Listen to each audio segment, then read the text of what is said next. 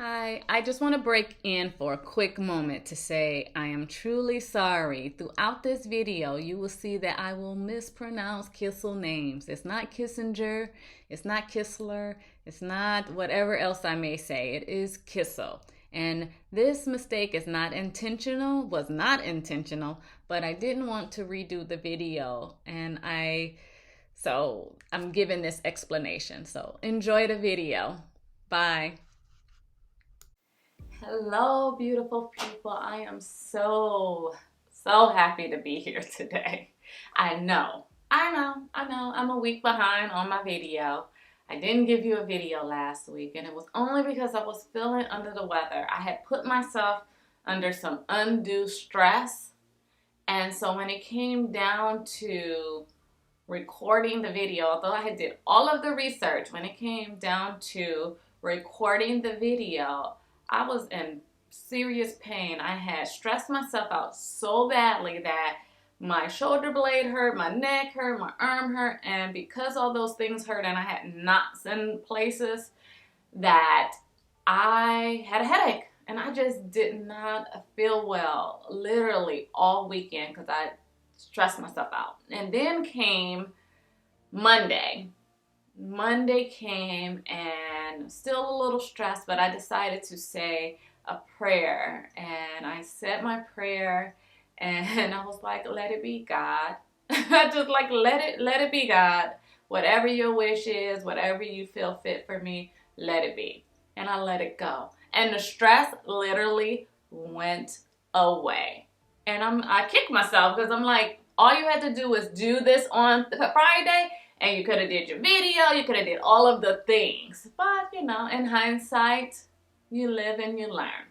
But that means that you will be getting 2 videos this week. Because it is a series, it's going to be a series of 2 videos, hopefully it's only 2, then you will be getting 2 videos from me. So, before we get started, let's talk about the wine, because this is wine, crime, mystery, murder, all of that, and then some. And so let's talk about it. So today we have Smoke and Mirrors. Smoke and Mirrors is a Pinot Noir. I swear I have the most trouble saying that name. And this here is Smoke and Mirrors. My husband bought it. Oh, phone's going off. I don't know how to put stuff on pause, but my husband bought it because of the label Smoke and Mirrors, and he thought this would be good with my whole murder mystery. I'm always a little skeptical about wine bottles that have a top, but Pinot Noir is, this particular one has a like plum, strawberry, and a hint of vanilla. I don't taste any of the vanilla in here, but it's good. If I was a person who ate steak, this would be perfect for it. But since I don't eat meat, this is a wine that I would drink very slowly because you get a burst of the flavors when you drink it, but then it gets dry. Not completely dry, like dry, but a little dry. And so it's really good. It's, again, for me, I like sweet wine, but my husband has been bringing me different types of wine so that I can taste. Here we have it. So let's get going. Today's story is about a tragedy of 2 brothers, the Kissels, Robert and Andrew Kissel. Both brothers, the Kissel family, had a very comfortable life. And so they never really wanted for anything. You know, you have one brother on one hand who was Rob. He was 4 years older than Andrew. And he was an overachiever. He achieved easily. He was very athletic. He excelled at all of the things that he did. Things came very easy to him. And we have Andrew. Andrew also was very bright, achiever. He didn't make friends as easily, and things came a little harder to him, but he was still creative. One of the things that kind of made them different is that where Andrew excelled very quickly, it was very easy for him to do things. Andrew, to get to that same goal as Rob had, he would take shortcuts. And that's how he achieved his. So they both had the same goals, but the way they got to the goals were different. So although their father Bill had created this comfortable life for the children, also I guess I forgot to mention that they have a sister named Jane. Although Bill made this comfortable life for his family, he made it even more comfortable. Whereas Bill was a tinker, always into something, trying new things all the time. It's like a tinker, like in Tinkerbell. But he had started making, his company started making toners for copiers. And his business boomed from that. And so he was able to move his family into not a modest, but a 7,500 square foot home. So, which is very impressive. And so they had a good life. They were into all type of sports. The daughter was a skier. They would take boats out. So they had a very comfortable life. Prior to them having a better lifestyle, Bill did an experiment with his two boys just to see where their mind was, to see if their mind was right. So he gave both of his teenage boys a credit card to go and buy whatever they wanted to buy. And Rob went and bought some cheap shoes from Sears. And Andrew, on the other hand, purchased a fur coat. Talk about baller. So he did that just to kind of see where their head was. Whereas, you know, Andrew wanted the finer things in life. Rob, he wanted to be successful, but he was more modest with what he purchased and what he did with his money. Just to break it down a little even further into Andrew's character and who he was. You know, although he was a loner and he thrived to have friends and for acceptance, he was still a little awkward, but he did have a girlfriend for 5 years. And there was this one time she had laminated that she wished she had a car or she wanted a car. Well, this dude, he goes out and buys her a car. It was only $500, but here he is, a teenager, buying his girlfriend a $500 car. It was a 1977 something. But she was just so excited, like, yes, my boyfriend bought me a car. So she was geeked. Here I am, this teen, and my boyfriend buying me a car. A few years later, Dorian, which was his girlfriend, and Andrew would meet up years later. I'm sure they kind of grew apart, but they would meet up a few years later, and Andrew would move in with her as a roommate only. And Dorian recalls, and she mentions that he had went from being Andy to Andrew, meaning that Andy was enduring, fun, vulnerable, and giving, whereas Andrew was an up-and-comer. He was up-and-coming. He was worried about status, worried about what he looked like, what people thought of him. And his self-esteem came from what was around him, what he had. Now, Andrew was an up-and-coming real estate developer. He had dived into the real estate field. He had dropped out of college. His father didn't even know that he never graduated from college. Like, how is that? Like, you guys didn't attend the graduation? Like, your son goes to school, 4 years later he's out or doing whatever, and you never realized that he didn't graduate? Dorian would say that when she was out with him, he would want her to speak formally, to hold her fork a certain way, to be a certain way, which was uncomfortable for her and weird, because it's like, you're not the Andy I once knew. You're not the same person. And she, you know, although it was her friend, she just didn't get a good feeling about this new Andrew person. She said when you would ask Andrew to call you, instead of him being like, oh, okay, I'll give you a call, he'll be like, I shall. Like, what? What the hell? I shall? Like, what? Forgive me. It's sad in Dorian that her long-term friend from back in the day had changed, and so, you know, they just went on with their life. You know, they never made anything additional romantic out of it because he was a totally different person and she wasn't into it.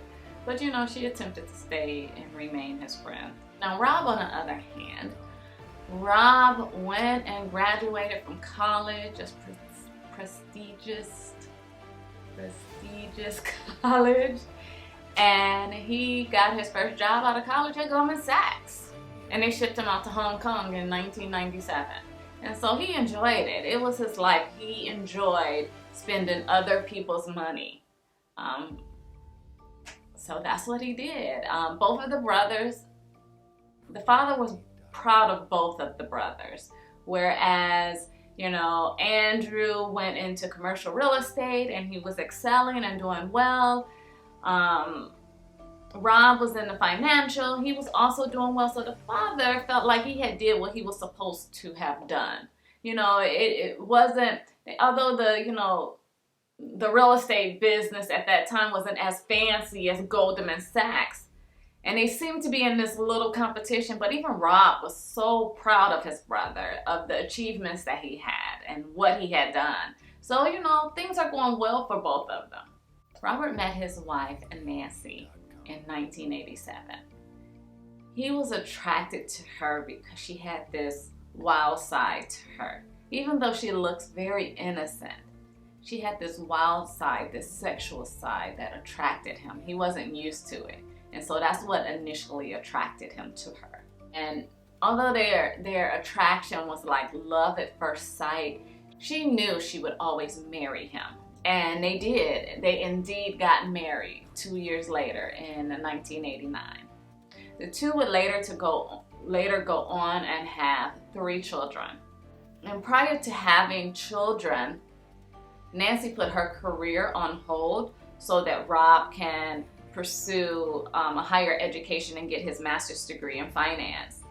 And so she kind of put her career on hold and she supported him fully. It was like almost her claim to fame. When he got more money, that was her thing. Like, I gave up all of my things. I gave up all of this so that he could do this. So, you know, this is just as much mine as it is his, which, I mean, that's what you think in a marriage, but that almost goes without saying. But she felt like in many surroundings that it was important for her to let people know, like, I'm not on a come up, like I helped him get here. So she had to let people know that.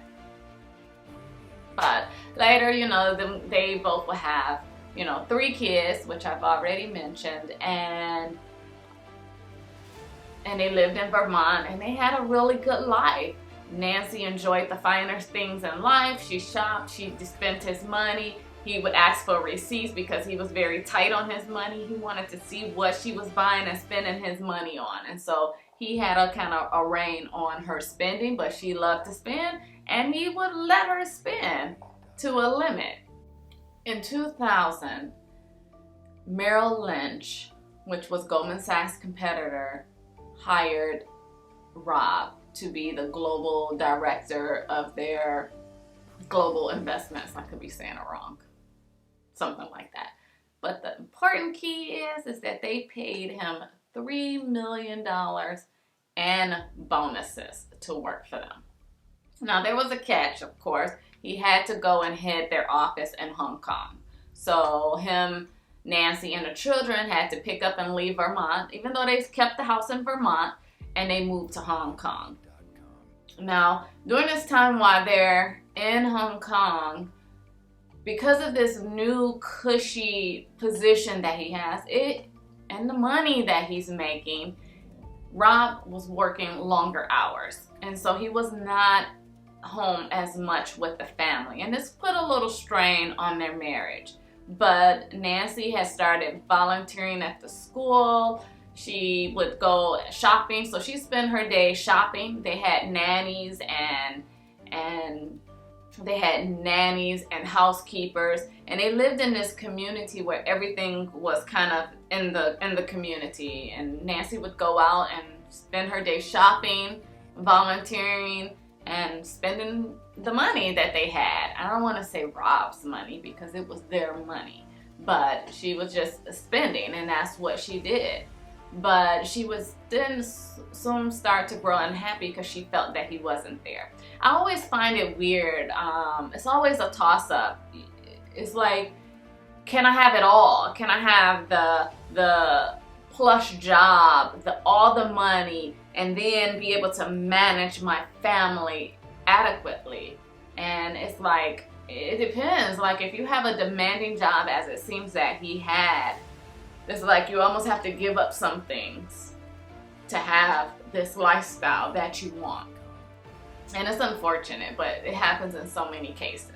But I think that the job started to take a toll on their marriage. But in 2000, I think it was 2003, there was a SARS outbreak there. And so most Americans were being sent out of Hong Kong and sent back to the US. And so she and their three kids went back to Vermont, and she went to go live in their home in Vermont. And Rob stayed at the house in Hong Kong because, of course, that's where he worked and that's where he made his money. So he stayed there where the family went. While Nancy and the kids were in Vermont, of course, Nancy's spending money again. She wants to get a whole new entertainment system put into the house. Since I'm going to be here in Vermont, I need this new entertainment system. And so kind of like a family friend of Rob's had sent his brother. He owned a digital alarm type of company where they did that type of work. Don't quote me because I think it's something like that. Well, anyway, he had his brother come out and install and wire up the electric stereo system. Nancy had kind of took a liking to him. He had all these muscles. He had this rugged look. Was like a bad boy. And so she took a liking to him, and she would start to share her stories with him, you know, and talk about, at this time, she would accuse, this is where she would say that, you know, she was a mistreated wife and Rob abused her. And I would just say in a disclaimer, no one ever seen Rob hit her. I'm not saying that he did or he didn't, but no one ever saw him hit her. But there are times where some of Nancy's friends would say that they saw her with markings on her, you know, on her body. But she would always say, oh, I fell here or this happened. She always had a reason for it. But she had never told them or any of her family that he had hit her. But she did say this to the TV repair guy. So who knows? I don't know. We don't know the truth. We wasn't there, so I don't know. I don't want to discourage anybody's story. But so anyways, Nancy and this guy, the bad boy with the muscles, she started to get it on with him. They started to have an affair. And she enjoyed him. She was going out with him out in public. She was buying him expensive jewelry. And now I guess it's still their money, but she was buying, Rob was working for it, but she was buying her lover jewelry. And at one point, Rob started to get suspicious that Nancy was cheating on him. So he hired a private investigator to spy on her and to see what was going on. And so the private investigator, you know, when you kind of think someone's cheating, 9 times out of 10 they are. And so the private investigator just brought him the proof that he needed. And at that time, he confronted her. He confronted Nancy about the affair, and she admitted to it. She admitted to the affair. He begged, you know, he really loved his wife and he really loved his family. And so by this time, you know, the SARS, not SARS, where did I get SARS? Yeah, it was SARS. the outbreak of SARS, yes, it was SARS. The SARS outbreak had diminished.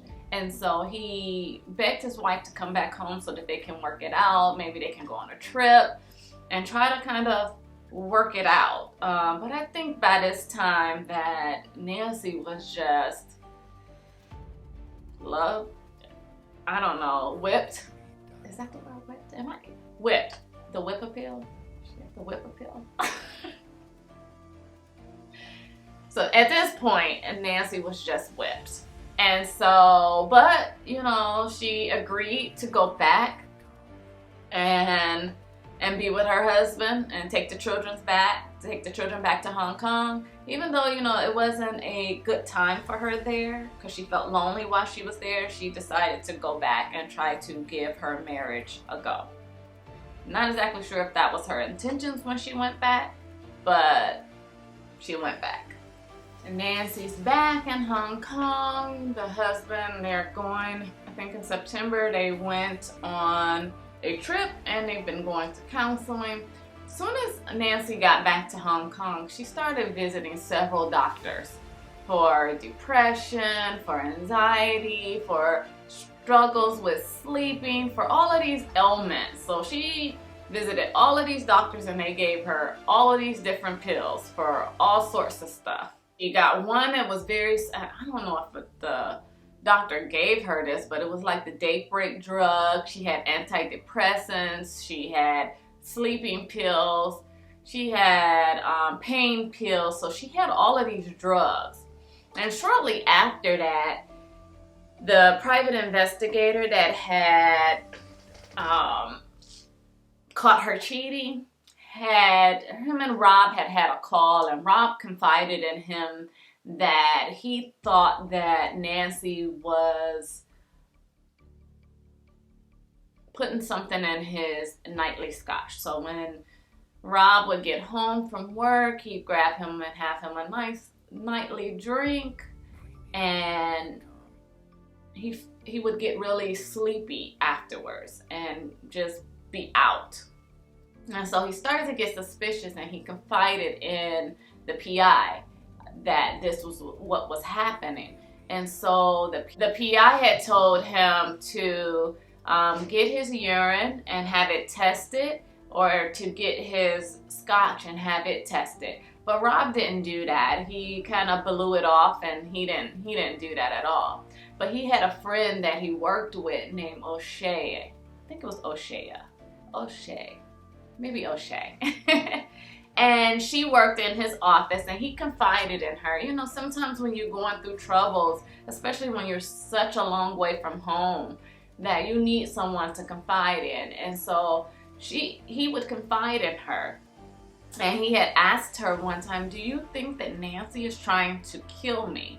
And so he had he was very suspicious that that's what was going on, that Nancy was trying to kill him. But O'Shea kind of blew it off, was like, no. And he also kind of was like, I don't know if she would try to kill me. O'Shea didn't really take it serious, but Rob had told her that if anything was to happen to him, to make sure that his kids got taken care of, which is very chilling. Prior to September, which I guess I should have mentioned, but prior to September, Rob had spoken with his family attorney and told him that Nancy was cheating. Nancy, she really didn't care, that she had no remorse about cheating, and that he was going to file for divorce and that he was going to separate from her. She wasn't fazed when he would show her the records of, you know, here you calling your lover.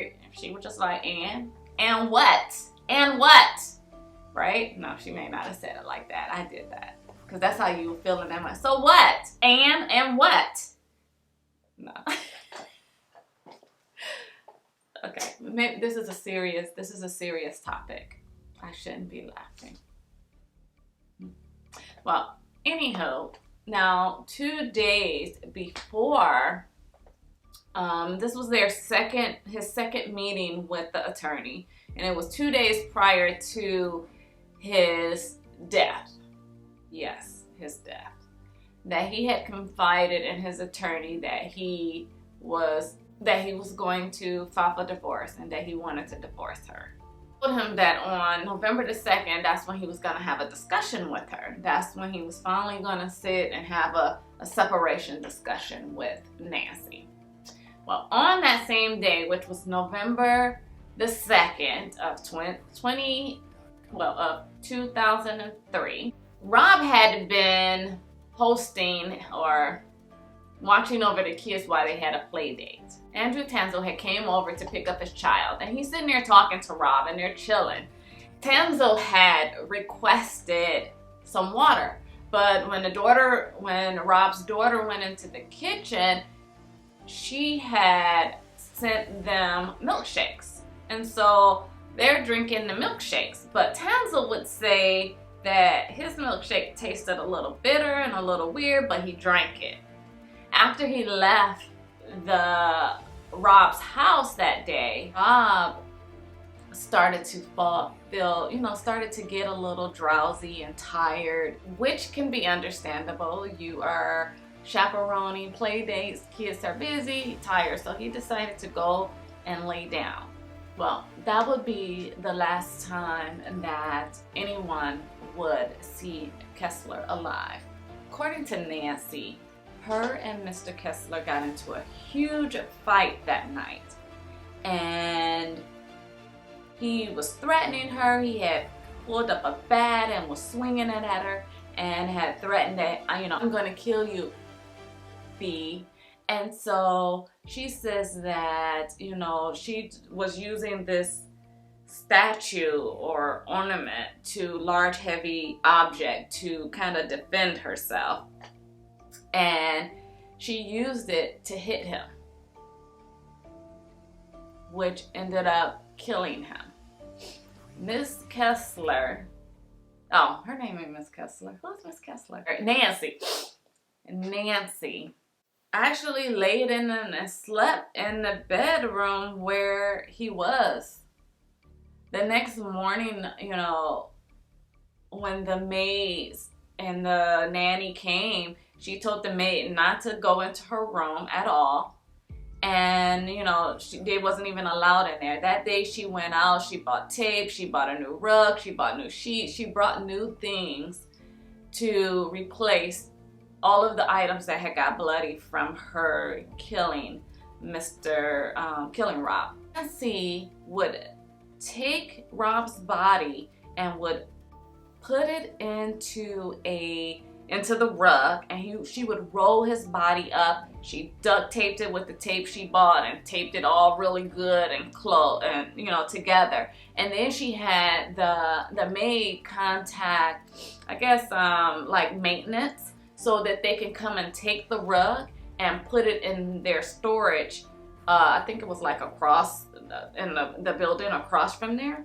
Not exactly sure, but I believe it was the building. And so they did. They came and they got this rug and put it into the storage unit. And they would later say that it was kind of weirdly, it was heavy. So then they found it weird, but they didn't question anything. They just moved it. Not exactly sure when this occurred, but I know that shortly after that, I don't know if it was the next day, same day, but Nancy went to a psychiatrist and she cried and she gave her story that her husband had jumped on her and beat her up and that she feared for her life and all of those things, and that he left the house. And she was quite distraught, or can I say acting, because she acted like she didn't know where her husband was. She acted like they got into a fight and he left and she never saw him. But 4 days after she killed him, which was, remember, she killed him on November the 2nd. 4 days after that, she went to the police to file a missing persons report. She explained to them that they had an argument and he walked out, but she thought everything was fine because, they argued before. But as she had filed her report, a couple of Robert's colleagues had filed their own report and said that he had been missing for a couple of days, which is weird because it's like, why would, I mean, of course they went to the police, which was right, but like, did they not call Nancy first? Like, I didn't read any reports where they said, oh, we called Nancy and she said X, Y, and Z. So anyway, they went and they filed reports because Rob was a kind of a workaholic, so it was very unlike him to not show up for work at all without calling, without saying anything. And so they found it weird, so they filed a missing persons report. After Nancy had made her report and the police knowing that, you know, his colleagues had made their report, they went back to Nancy's house. And, you know, they questioned the maid and the nanny and all of them. And the maid said she was very suspicious that Rob was missing. But they later found Rob's body in that storage unit. And the next day they arrested Nancy. They took Nancy back to the police station and then they formally arrested her. They questioned her and then they formally arrested her the next day. Nancy was convicted of Rob's murder in 2010. It's like, what took so long? What took so long for them to convict her from 2003 to 2010? So, but she was convicted of murder in 2010. That trial was overturned and a new trial was set. So it was overturned. She was reconvicted in 2011. And so today she is still in Hong Kong in their prison system or some correctional facility in Hong Kong today. But it would, all up until her trial, Nancy never admitted that she killed Rob. It wasn't until she was on the stand did she give the defense that he had been beating her, or that he was on drugs, or that all of these things about him. And so it was the first time hearing that she killed him, or her admitting that she killed him, when she was on the stand, when she gave her testimony. So just for the record, when they did a autopsy to check to see if he had been on drugs, what type, you know, what did he have in his system? What did Rob have in his system? And all of those drugs, the Daybreak, the painkillers, the sleeping pills, all of the drugs that Nancy had gotten from the psychiatrists, the different doctors that she had been seeing, was in his system. So, and they didn't find any like cocaine, which she had said that he was on drugs, on cocaine. They didn't find that. They also didn't find a lot of alcohol in his system. They said the alcohol that they found in his system was equivalent to like having a beer. So he wasn't just drunk and all over the place. They said based on the wounds that he had, because he had no defensive wounds, that it correlates to the fact that he was drugged and he was unconscious when she hit him with that large object. And it brings back the story of Mr. Tanzer, whose child was on a play date with the Kessler kids.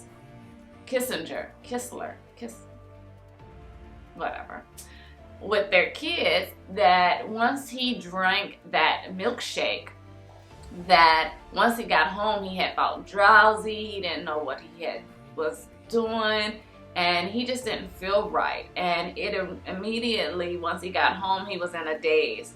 But he said when he woke up the next morning, he didn't really remember anything that had happened that evening before.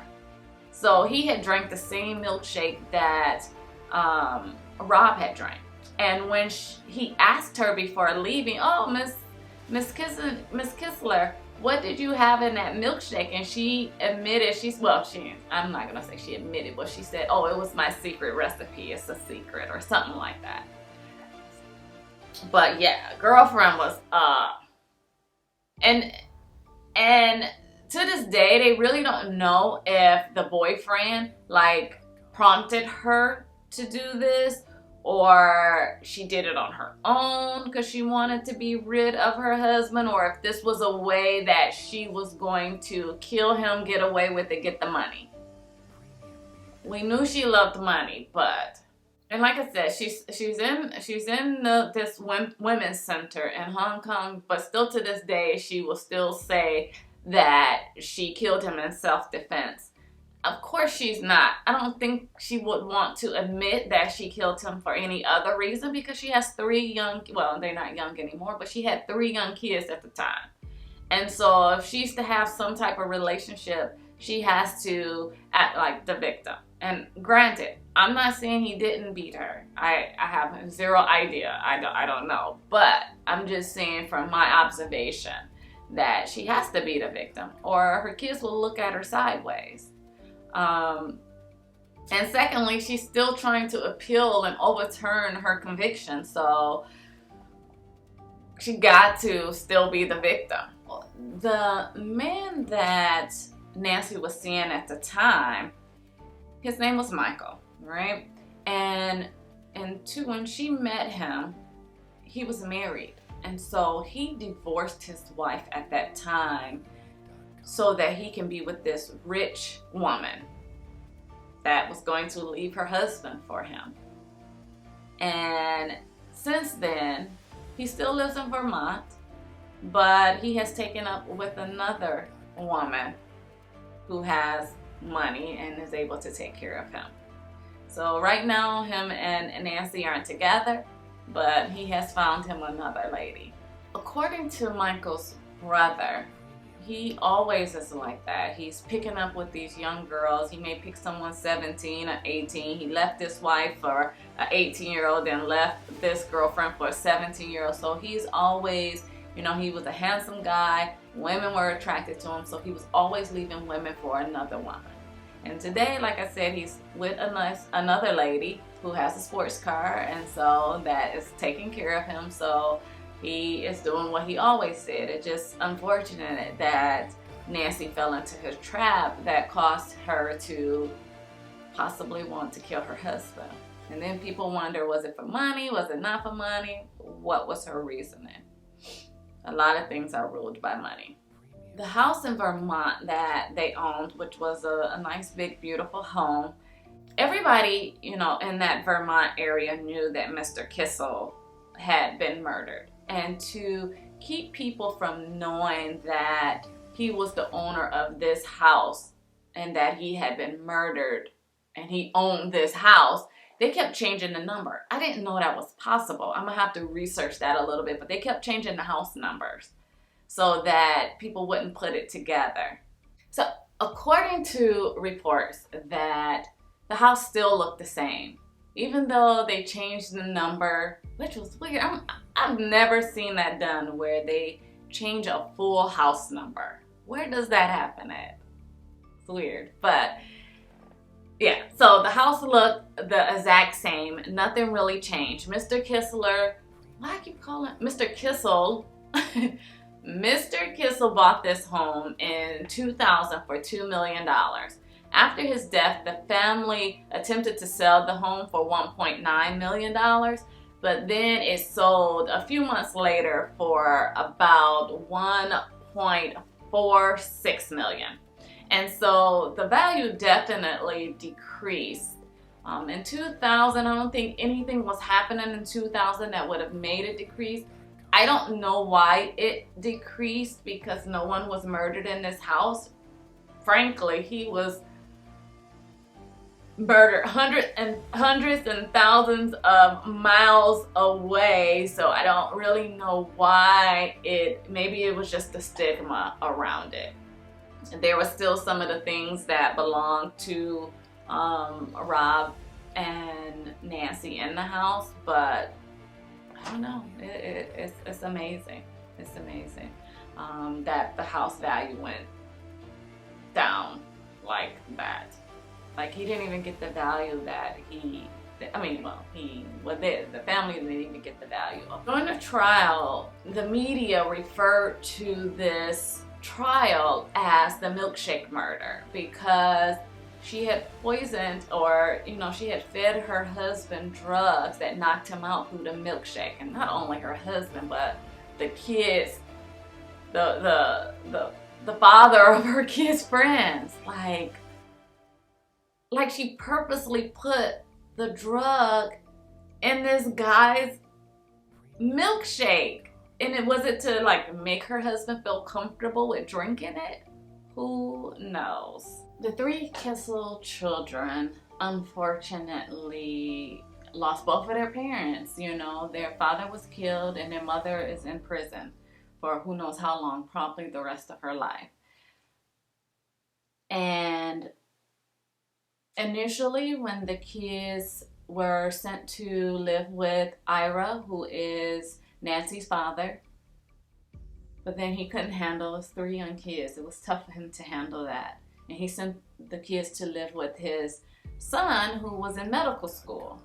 But Bill, Robert's father, petitioned to have the kids not go to Ira's son's house. And I don't know if it was because of the money or he truly wanted the kids, but he encouraged Andrew to fight for these kids and to get the kids to come and live with him and his wife. And so that's what happened. That's where those kids went. Tragedy would hit this family again. Andrew would be charged with fraud, like $23 or $25 million in fraud that he was convicted of. And he was due to plead guilty for fraud. But prior to him being able to put in that plea, he was murdered. So, next time on part 2, you will learn what happened to Andrew and what was that second tragedy that hit this family. Stay tuned. See you later.